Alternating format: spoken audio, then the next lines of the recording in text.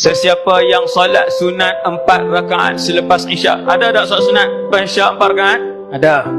Selalu kita buat 2. Man salla arba'an ba'dal isyak.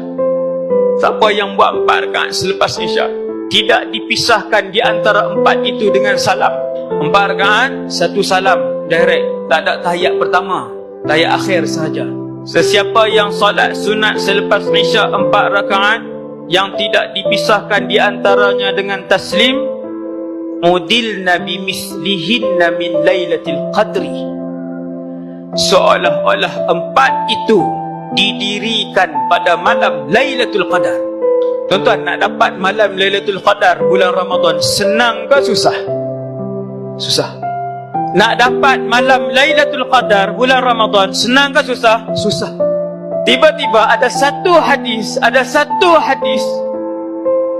yang Nabi sebut kelebihan 4 rakaat selepas Isya yang bukan malam Ramadan, tetapi pada malam bulan-bulan bukan Ramadan sepanjang 320 malam.